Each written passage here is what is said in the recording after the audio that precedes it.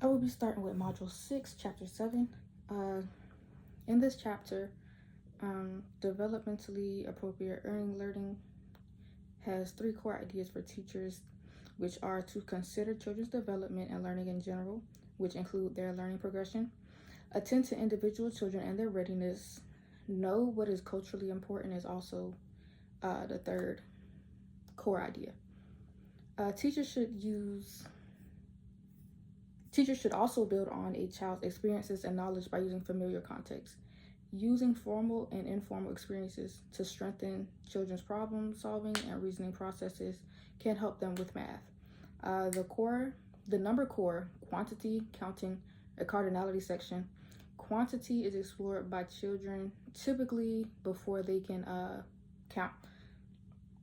Subitizing is when someone looks at an amount of objects and are able to see how many there are. Perceptual subitizing is the instant mental recognition of an amount or object. Conceptual subitizing is being able to recognize patterns to organize information. Counting only the sequence of number words is a rote procedure. The rest requires conceptual understanding. The meaning attached to whole number counting is the key idea on which all subsequent number concepts are developed. Cardinality is how children learn to count before they can understand that the last number represents the total amount in a set. Numeral writing is a skill that is outside of conceptual understanding. Teaching children to read and write numbers is basically the same as teaching them the alphabet and how to write their letters. To help students write their numbers and learn them, teachers can use shaving cream for students to trace their numbers, whiteboards or interactive whiteboards, and many other things. So now going into Chapter 8, this chapter focuses on developing student skills in problem structures with addition and subtraction, part, whole, and comparison, while also developing skills with multiplication with equal groups, comparison, error, and arrays. Helping students to develop methods to help them solve word problems is also focused on in this chapter. Chapter 9. This chapter focuses on developmental processes and research-based approach for teaching basic facts to students. Students typically learn how to illustrate and explain strategies for helping them to develop addition and subtraction facts fluency. They also learn to illustrate and explain the strategies that help them develop multiplication and division fact fluencies. And they also learn to explain effective methods for ongoing practice and intervention for fact fluency. So now onto the articles in Module 6. For the first article, 5 simple ways to build math fact fluency.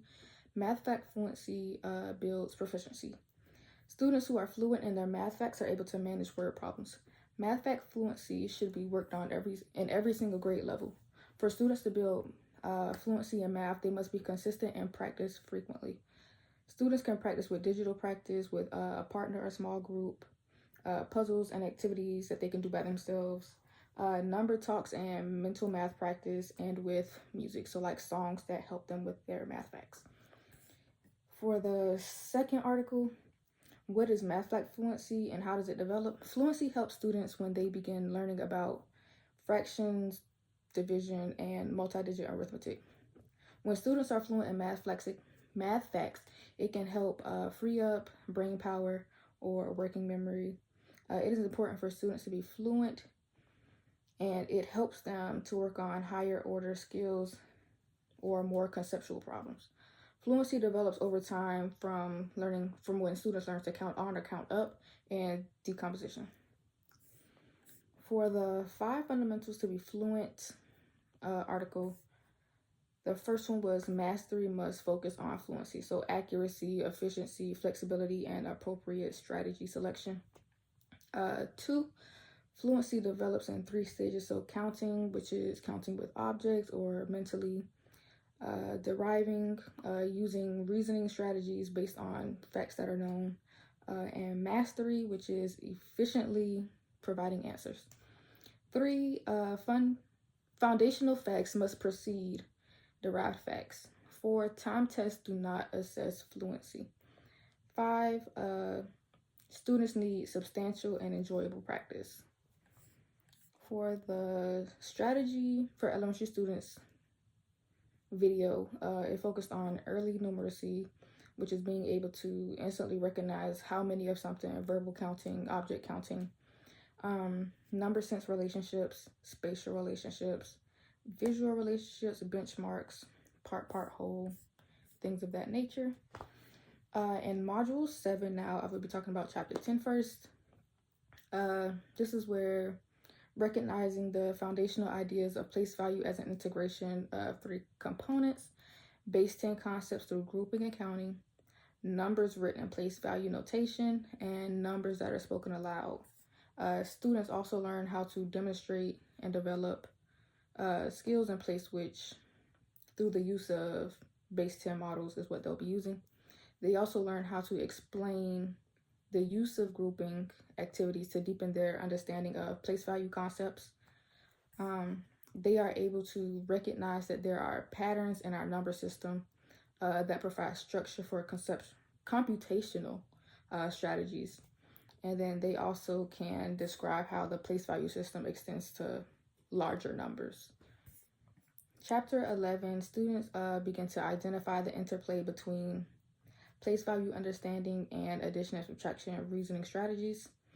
They learn to explain multiple reasoning strategies that they can use to carry out addition and subtraction with multi-digit numbers.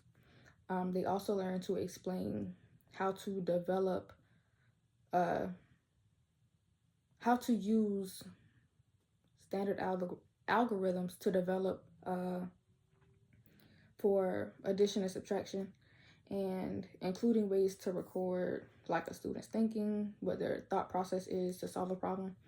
And they also identify ways to teach to computational estimation to develop students' flexibility and ability to recognize reasonable answers. Chapter 12, this is where students are able to recognize how understanding place value and the properties of operations support the learning reasoning strategies and multiplication. They also are able to identify a variety of models and recording approaches for developing their multiplication algorithm. And they also are able to identify ways to learn computational estimation for multi-digit multiplication and division as a way to develop their flexibility and ability to recognize reasonable answers. For the articles, the first one, what is a place value? This just goes over like what an actual place value is and why students need to learn it. So just as each digit has a place in the number, the digit also has a value based on the place that it's in, and that is called place value. For the video addition strategy, the making 10 strategy can be difficult the larger the numbers that you are adding.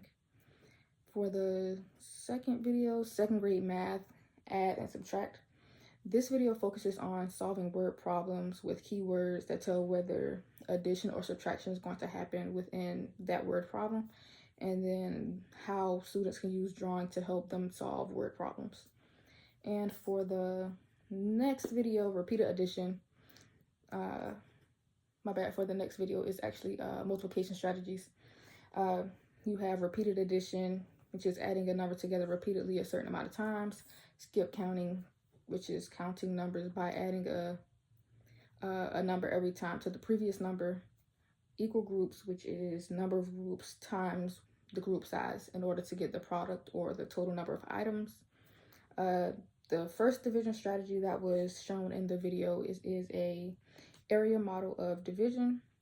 Students have to know the multiplication facts of what they are dividing to help them solve the problem. And for division strategy number 2, this one is the standard algorithm of division that everybody knows. You divide, multiply, subtract, and you bring down the next digit that is going to be divided.